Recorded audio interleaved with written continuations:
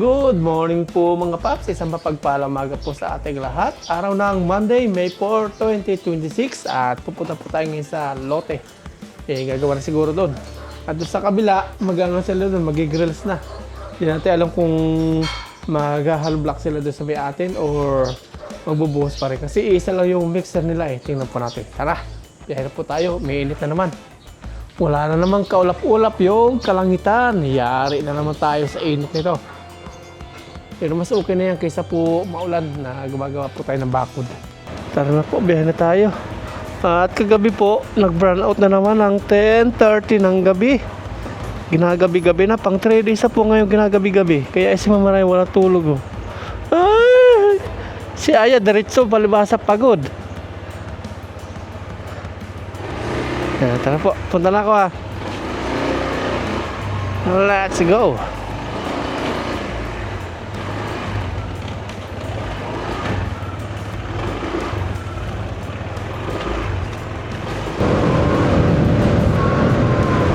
Alas 8. Nandun na yung mga manggagawa siguro. Taas na sikat ng araw. Nandito na po tayo.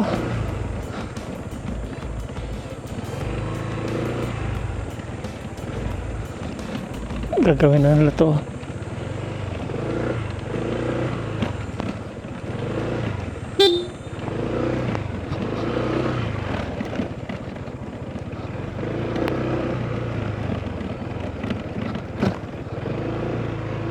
Tinatanggal muna nila yung poste.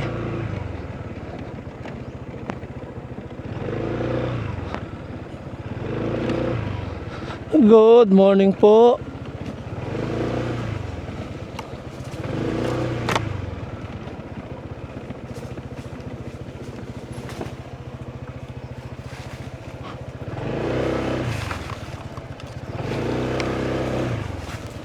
Nandito na po tayo mga paps sa lote at dito silong tayo ng ating motor sa ilalim po ng puno ng mangga at nandito na po yung mga gumagawa nating bakod. Tara po, magano muna tayo, breakfast.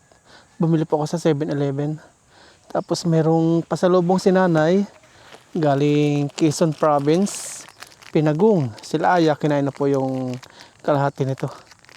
Dinala ko po dito yun, itong 2 peraso. Kainin po natin. Tikman natin yung Pinagong po ng Quezon.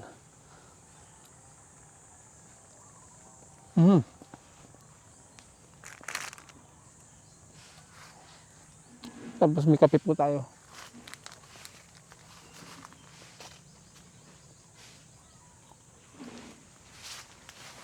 Tikman nyo po yung Pinagong. Pinagong ng Quezon po. Ayan. Thank you. Dala po ng biyanang kong babae. Galing Quezon Province. Galing. Nandiyan na sila. Oo.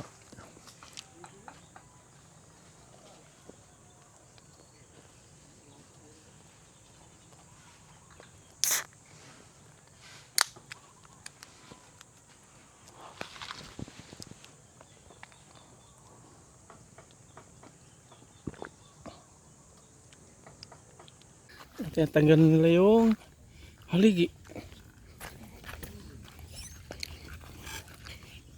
Naghahakot pa rin sila dito ng mga bato bago nila buhusan.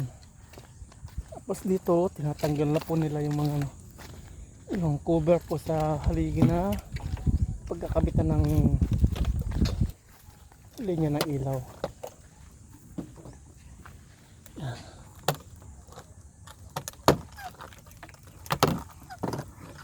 Nahirapan sila kasi mataas.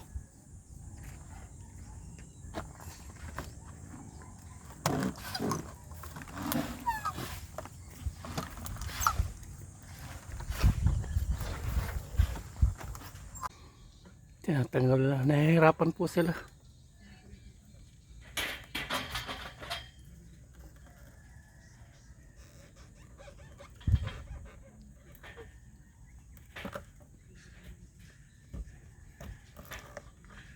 Yun na, lapit na. Ayan, natanggal na nila. Ganyan po yung itsura. Ayun. Nagkakabit na po ng linya ng ilaw. Ganyan siya.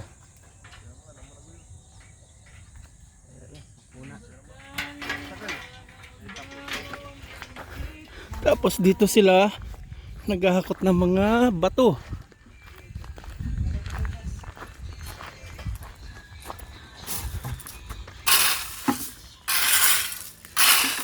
Good morning, good morning, good morning.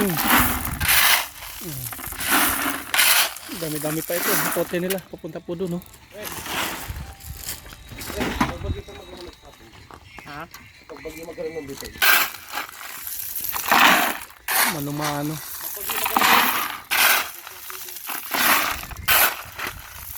Tapos dito si Kuya Jun. Siya pumahala sa mga biga. Tapos haligi. Binibilang niya. Saka yung mga parilya. Medyo mahaba-haba pa. Di na rin po nawawala ng tubig dito sa ano. Sa isang bakuran. Doon sa katabi natin bakuran. Hindi na nawala ng tubig. Yari na po ito. Wala na idadagdag na iba pa. Pag nakaipon na ulit, saka lalagyan ito. Tapos dito sa may gate. Ilang ito bumabumbahan, baka matuyuan. Malinaw na rin yung tubig niya. Nagamit po ito nung nagano dito, hollow blocks ng simento. Tapos sa layo na hinahakutan nila. Yung mga bato-bato doon dinadala dito. Mano-mano.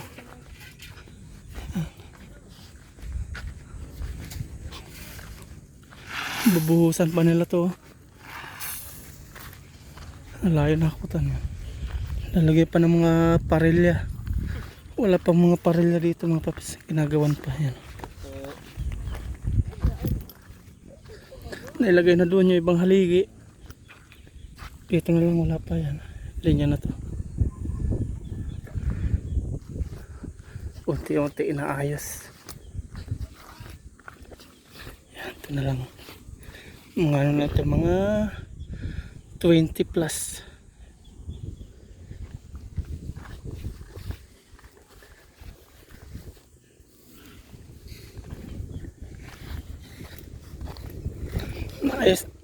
Naayos na po nila dito yung hukay. Okay na.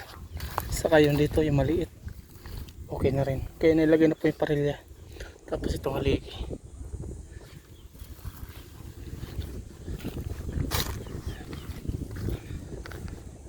Mahangin. Layo na hakutan nila.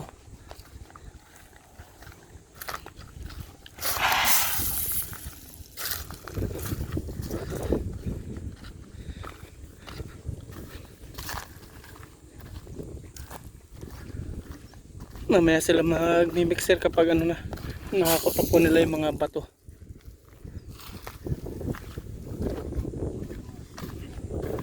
Ito na yung nabuhusan nila. Pati palaka, oh. Patay. Nabuhusan yung palaka. Patay na, wala na. Nanigas na siya.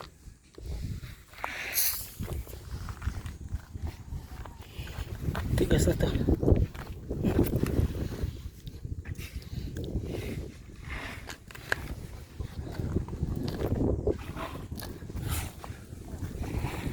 Ang sarap dito. Nakaka-excite po mga ganun dito mag-farm. Kapaligiran, napakatahimik.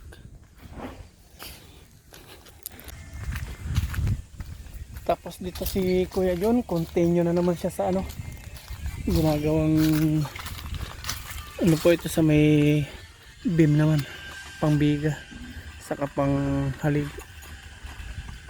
Pila pang kailangan Kuya John? Wala. Kasi 24 pa yung panel yung kailangan eh. 24, oh, ang dami pa. Kailangan ma-assemble muna to para malaman kung ano. Ilan pa yung kulot talaga. Hirap magsubra din. Oh, mahirap. Hindi na rin magagamit. Kailangan yan muna. Kailangan ma-assemble muna lahat ng nabaluktot doon. Kasi 3 sako pa yung nabaluktot na pang poste doon. Ito pang tie beam to. Tie beam na. Ay, ba rin yung sukat niya sa haligi? Iba rin to. Mas malaki yun. Mas malaki sa haligi, ano? Oo. Ito pang ilalim to. pangbiga. Dito naman si Uncle, magawa po siya ng ano, mga binubuong pangbiga. Tapos doon nagpe-prepare na sila ng mga simento. Tapos na po sila maghakot ng mga bato-bato.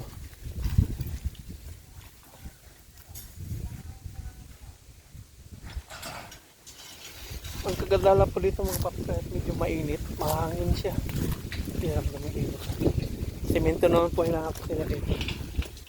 Nahakot na nila yung mga bato-bato. Ngayon magbubuhos na sila. Ayan, may simento pa.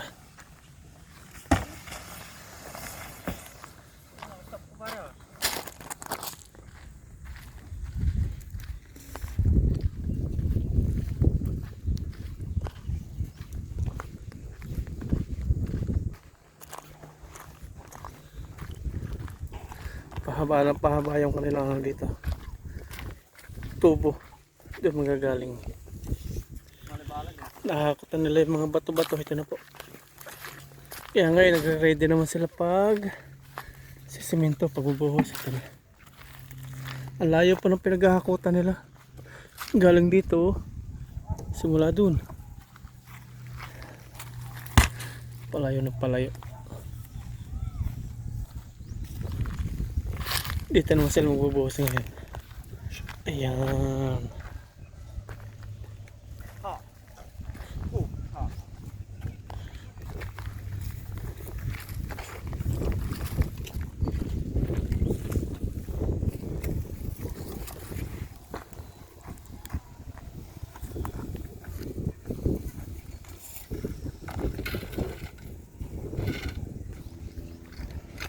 Bomba!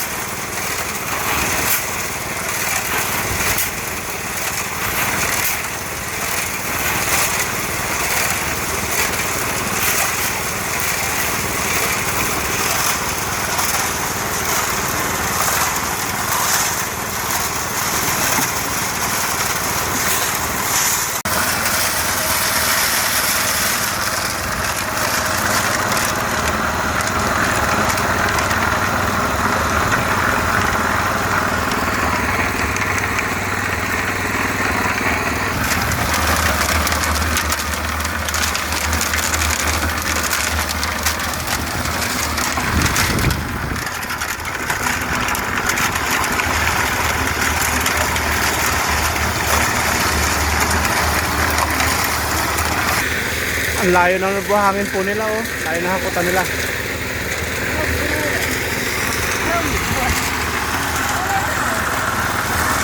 After ng bato, semento, buhangin.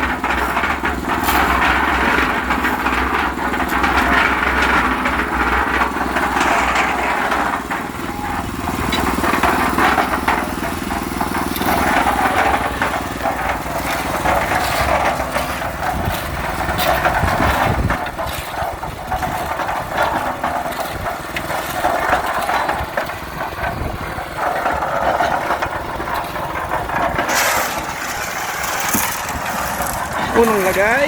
Pangalawa naman yun.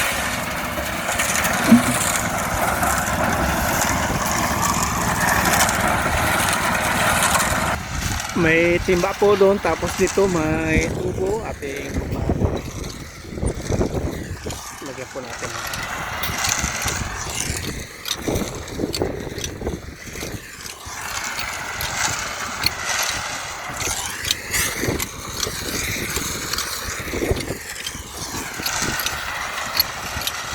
Yun, meron na.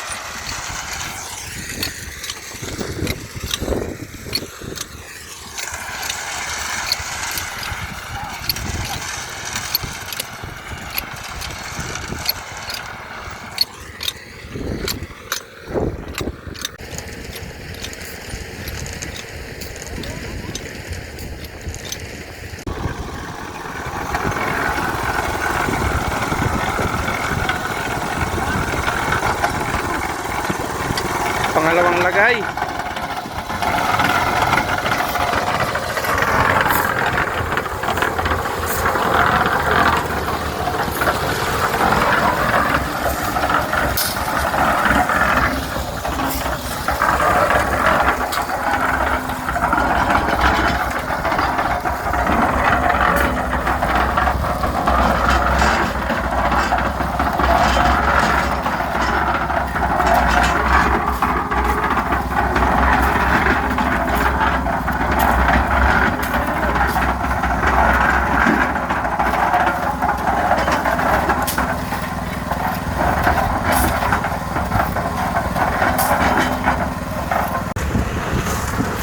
Kung napapansin nyo po, yung hukay hindi pantay-pantay. Ang susundin po dito is yung sukat po ng linya ng ano po, ng lubid o ng tali. Kahit hindi po pantay-pantay yung sukat, may linya po yan. Pagpapantay-pantay din po ay pag kinabit na po yung mga hollow blocks. Tabing na to.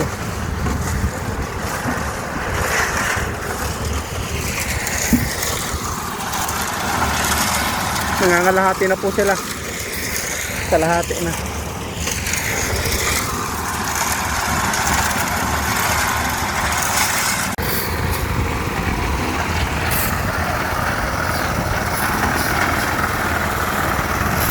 Pang-apat.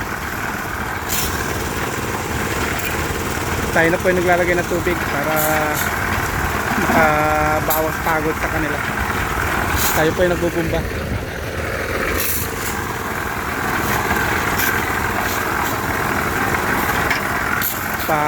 Ilan na yun? Pangatlo. Dapat nalagyan to.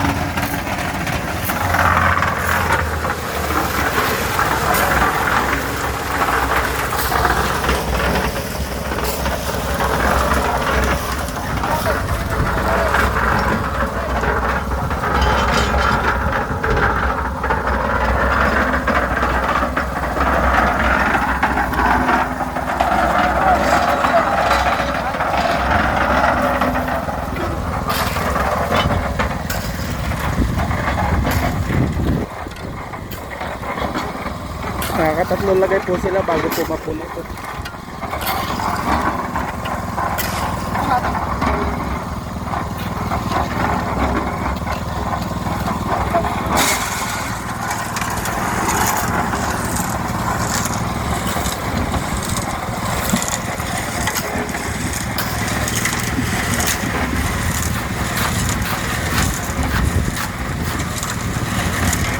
Dapat di po lalabas yung bakal.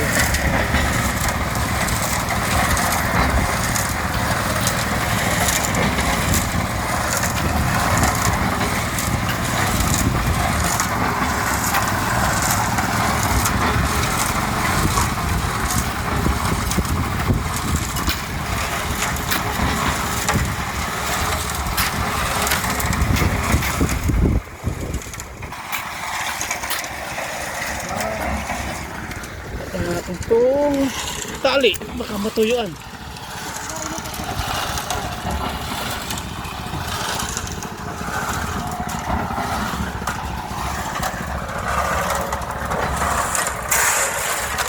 Lo.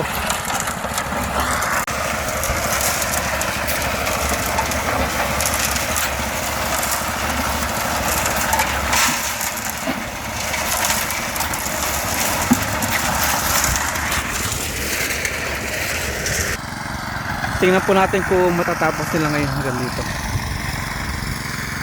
Ang dami po nila bubuhusan, no? Ayan pa. Mga 1 week pa po ito.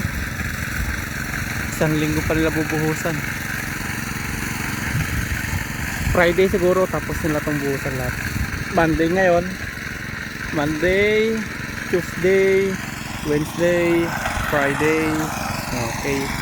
Tapos magano na sila, mag-hollow blocks na. Lapit na.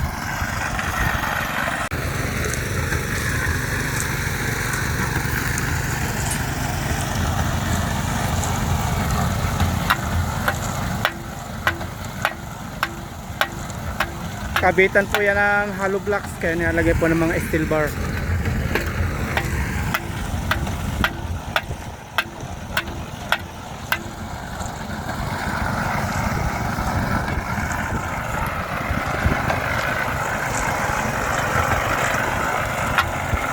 Ito po yung tubig na binobomba natin. Layo na pinanggagalingan.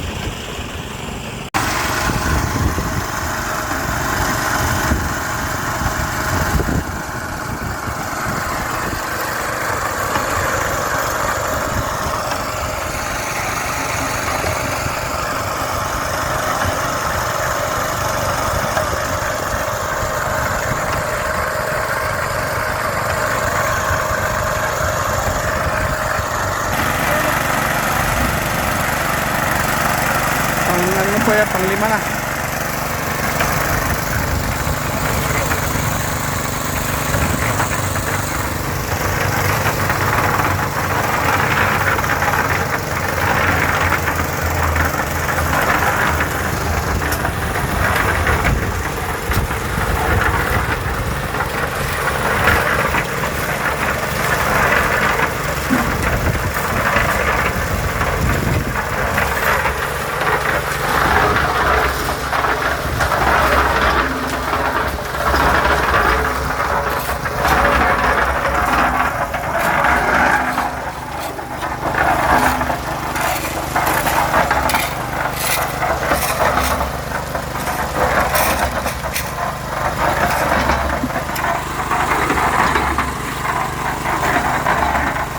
Pang-5 buhos. Pahinga. Kainitan. Alas 11 po ng tanghali. At dito, gumagawa pa rin si uncle ng pangbiga. Poste na. Pang-poste na pala ito. Iba kasi yung size ng poste sa biga. Mas maliit yung sa yung sa biga. Mas maliit yung kanyang yung binubuo ni Kuya Jun. Yung ganito. Mas malaki sa poste. Ito pa mga bubuuhin ni uncle. Tapos yun.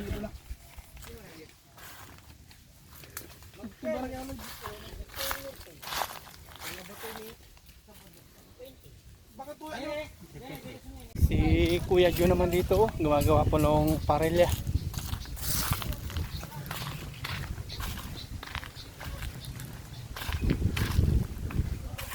Ito po yung parelya ni Kuya Jun.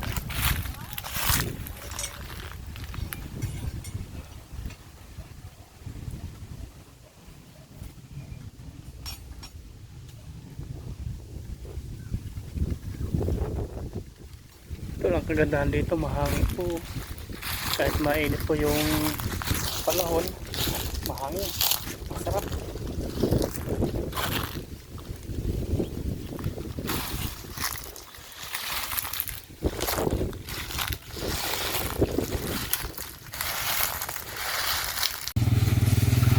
Bili ng tubig. Nauhaw na. Malayo pong bilihan nila dito ng tubig. Sa labas pa. Nagbigay po tayo doon ng pambili ng tubig nila kasi nawawalan sila ng tubig. Mahirap magtrabaho na walang tubig. Ay, pag wala kang tubig Kuya Jun, may tubig doon. Ibinigay ako doon. Dalawang galon na yun. Ngayon na po yung bumili ng tubig. Sa labas pa.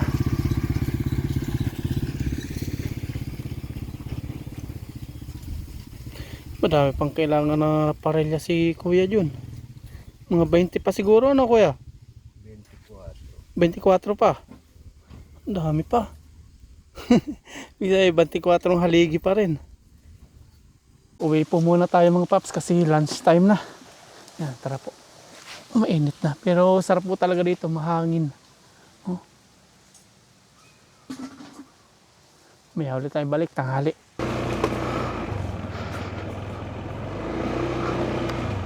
Sige po, tanghalian na. Nagbubuhos pa rin po sila doon. Nagpahinga lang ngayon. Buhos. Tayo kain muna. 11:30. Nagbe-break sila 11:40.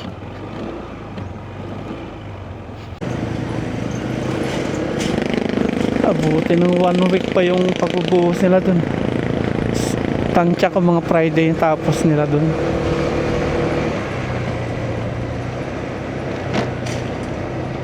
Haba pa.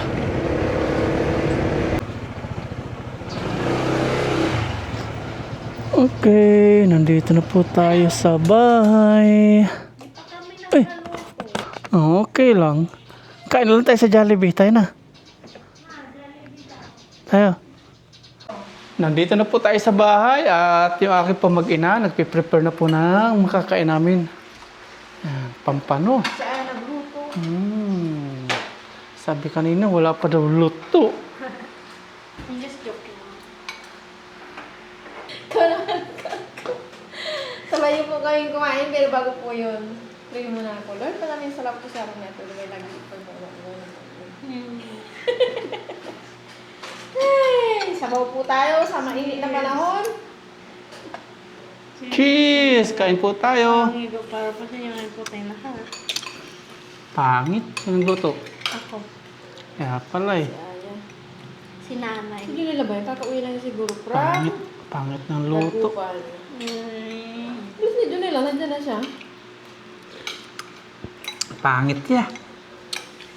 So don't eat it. Parin po yung bukayo. Joke lang. Bukayo. It's so delicious. Gusto mo ulit bumalik to sa Lingayen? Yeah. Ganda no kaysa sa Estanza. Ay, yung sinasabi natin mo yan siguro dati nasa sensya siya sa akin ng picture. May net market sa gilid. Ang lawak. Daming tao, di pa namin tapos lakarin lahat. Di nga na, Tapos nag-ban out doon. di nga namin na na puntahan yung yung may pangalan Lingayen Beach. Malaki yung night. Dapat pupunta tayo doon mga hapon na, no? Hapon talaga maganda. Pag tanghaling ganito, pangit, di mo ma-enjoy.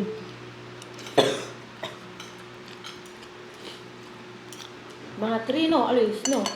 Kaya siguro. Kaya nainom mo.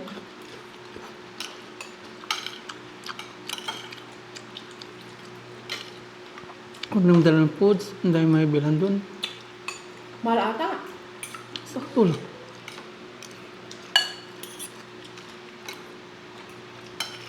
Tubig.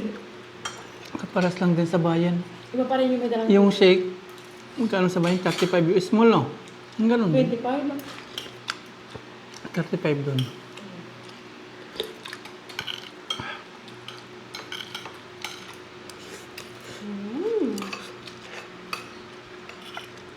May ice cream pa dyan niya, ha? Sinakay na namin. After namin nagluto, tapos nag-ipot kami ng damit. Nung dumating ka, nasa taas bago yan, no? Nag-ano ng damit. Merinda namin, di ba kayo merinda? Di ba? Dahil din kami. Nga! Oh, hindi na nagmerienda. Yung pagungan. Binigyan ko kay Kuya Jun. Kumakain ako nandun siya. Dumaan. Kay kuya? Jun. Yung ano na yun, no? Kuya Julius. Tag-isa kayo.